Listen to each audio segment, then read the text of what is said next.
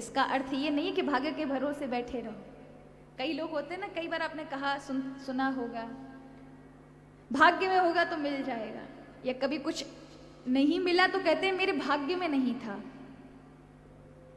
हमेशा याद रखिए, हमारा जन्म, हमारी आयु, हमारा धन, हमारे कर्म, हमारा ज्ञान, हमारा प्रारब्ध निश्चित कर सकता है, लेकिन हमारे वर्तमान के कर्म हमारे जीवन को सुंदर बना सकते हैं। जिस समय भी हम जटिलता देख रहे हैं, इस दुख से भी उबार सकते हैं। ध्यान रखिए, शास्त्रों में तीन प्रकार के कर्म बताए गए हैं, जो हमने अनंत अनंत जन्मों में पाप कर्म पुण्य कर्म किए हैं, उनकी बहुत लंबी फाइल लगी हुई है महाराज भगवान के समक्ष। आप सबकी, मेरे हों आपके हों, अनंत अनंत जन्म की फाइलें हैं। वो सारे के सारे संचित कर्म हैं। ऐसे समझो कि जो जो आपने अन्य अन्य जन्मों में पाप कर्म किए, सबका पाप कर्म इकट्ठा है।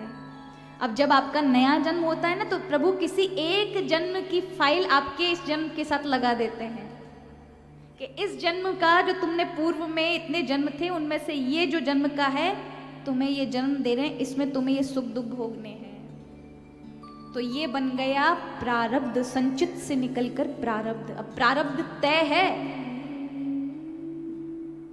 है कि आपकी आयु इतनी है, आपकी धन इतना है, आपकी विद्या इतनी, आप इतना ही कर्म कर पाएंगे, आप इतना ही ज्ञान प्राप्त कर पाएंगे। इसका अर्थ ये नहीं है कि कुछ करो मत, भाग्य के भरोसे बैठे रहो। नहीं महाराज, भगवान ने तीसरा कर्म जोड़ा है, वो है क्रियमाण।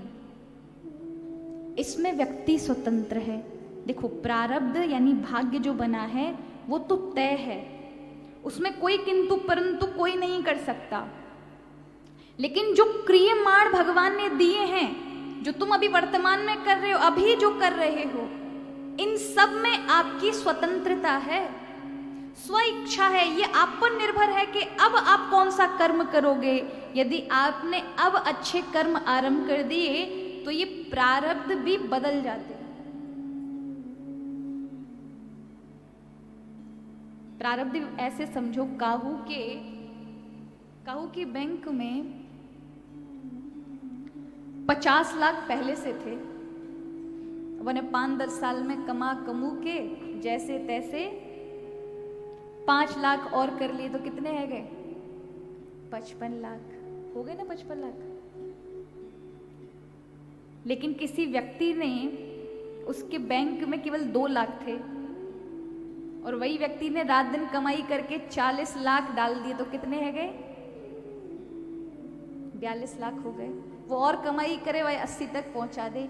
अब वो पहला वाला कहे मेरे तो पहले से बैंक बैलेंस इतना था, वो आगे कैसे निकल रहा है?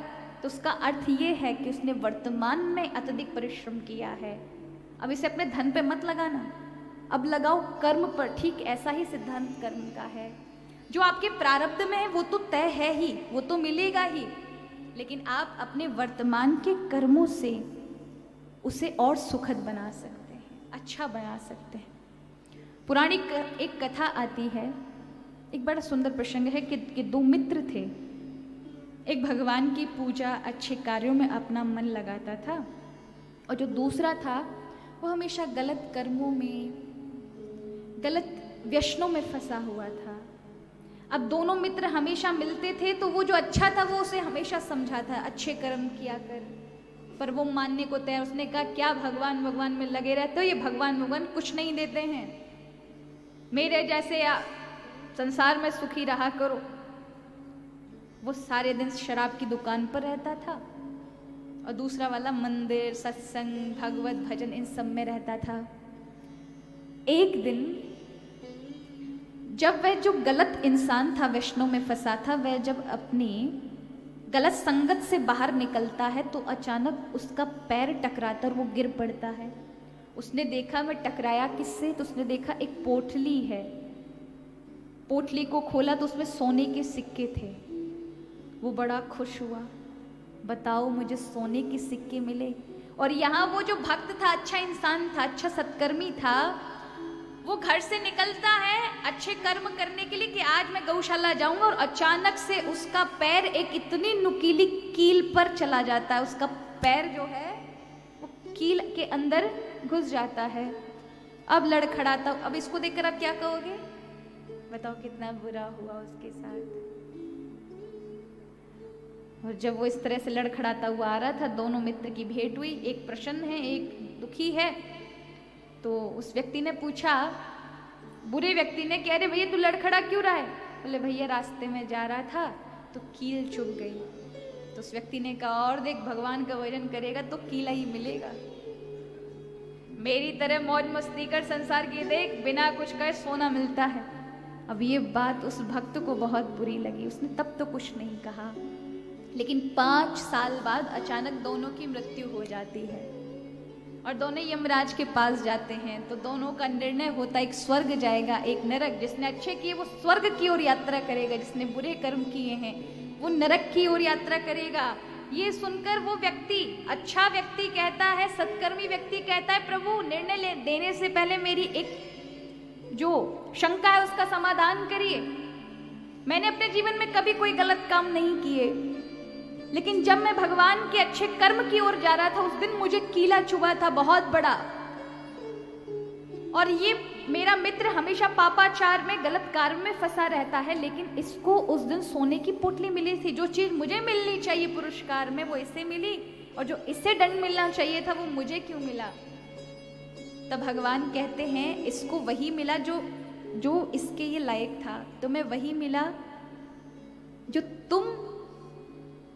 तुम्हारे प्रारब्ध में लिखा था, लेकिन तुम दोनों के कर्मों में भेद था।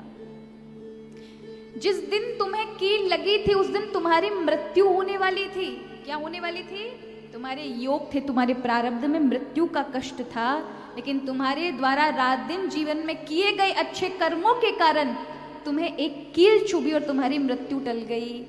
और जिस दिन इसको धन मिला, इसके पुण्य के प्रारब्ध थे कि ये इस नगर का बहुत बड़ा धनपति बनने वाला था, लेकिन इसके बुरे कर्म की वजह से इसका इतना अपार धन इतने से में लाकर सीमित हो गया।